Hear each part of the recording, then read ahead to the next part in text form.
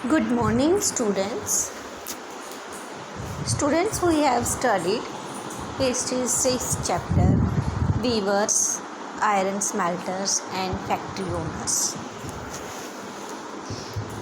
इसमें हम लोग पढ़ेंगे कि ईस्ट इंडिया कंपनी जब भारत में आई, इंडिया में आई, तो जो इंडियन टेक्सटाइल थी, स्टील इंडस्ट्रीज़ थी, आयरन इंडस्ट्रीज़ थी, तो उस पर इनका क्या प्रभाव पड़ा, क्या इफ़ेक्ट पड़ा।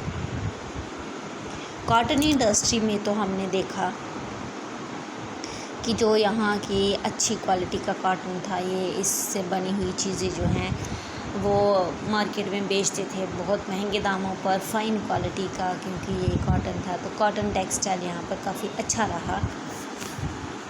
आज हम लोग पढ़ेंगे। Now look at the name of different variety of cloth in the book. अब यहाँ पर ये क्लॉथ की अलग अलग वेराइटीज़ दी गई हैं, तो कह रहे कि इनके नाम को देखें आप। Amongst the pieces order in book were printed cotton cloth called शिन्स। जो कॉटन क्लॉथ थे उनको शिन्स कहा जाता था। कोसिस और khassa and bandanna. Do you know where the English word term chintz comes from? क्या तुम जानते हो कि ये जो वर्ड है शिन्स, ये कहाँ से आया है? ये हिंदी का वर्ड छिंट, a cloth with small and colourful floral design. Hindi में एक छिंट कहते हैं, जिसका मतलब होता है एक कपड़े का छोटा सा टुकड़ा जिसके ऊपर फ्लावर का बहुत ब्यूटीफुल डिज़ाइन होता है। तो शिन्स जो है वो इंग्लिश वर्ड यहीं से आया हुआ है। From the 1680s there started a craze for printed Indian cotton textile in England। England में जो कॉटन की प्रिंटेड कॉटन क्लॉथ थे ना, इसकी बहुत ज़्यादा डिमांड हो गई थी, खासकर जो फ्लोरल डिज़ाइन के थे, फाइन टेक्सचर के थे और रिलेटिव चीपनेस, और सस्ते भी थे। Rich people of England including queen, जो इंग्लैंड के बड़े अमीर लोग होते थे, एवं कि जो वहाँ की महारानियाँ रानियाँ थी, वो भी इंडियन क्लॉथ को बहुत ज़्यादा पसंद करते थे। सिमिलरली इसी तरीके से the word bandanna no refer to any brightly colour and printed scarf for the neck and head. ये प्रिंटेड स्कार्फ होता था जो कि गले और जो हेड के आसपास इसको लगाया जाता है। Originally the term drive from the word, basically ये जो वर्ड है ये कहाँ से आया है, आए हम देखते हैं। बंधना, हिंदी फॉर टाइम।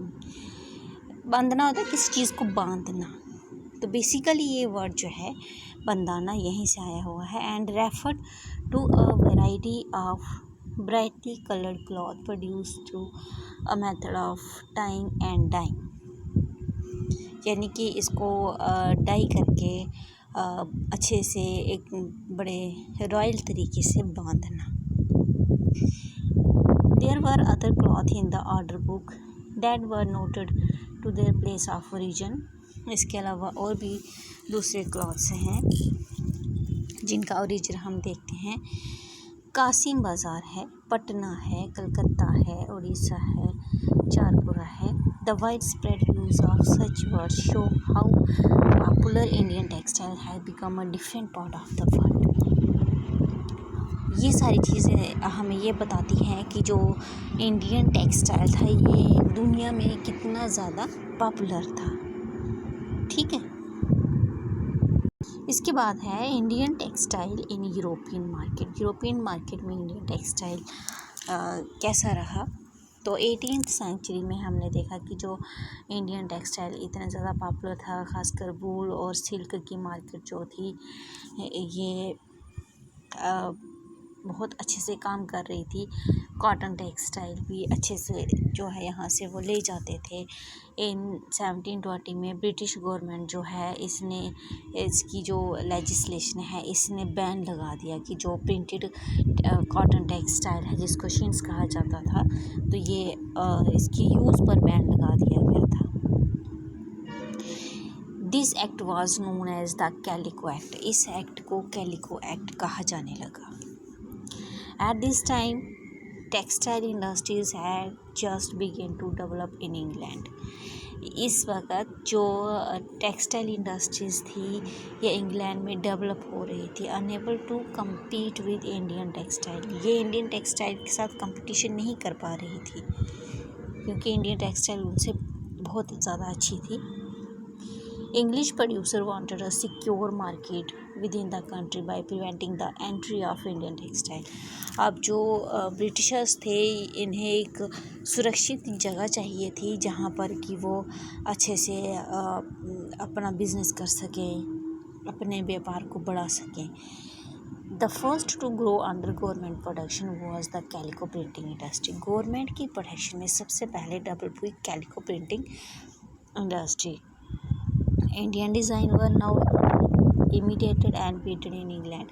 अब जो इंडिया के डिज़ाइन थे इमिटेट होता है, नकल करना। अब वो जो ब्रिटिशर्स थे इनकी जो डिज़ाइन थे, इनकी जो प्रिंट थे वो इंग्लैंड में इसकी नकल करके प्रिंट करने लगे ऑन अ वाइट मुस्लिन और प्लेन अनब्लीच्ड इंडियन क्लॉथ। ठीक है।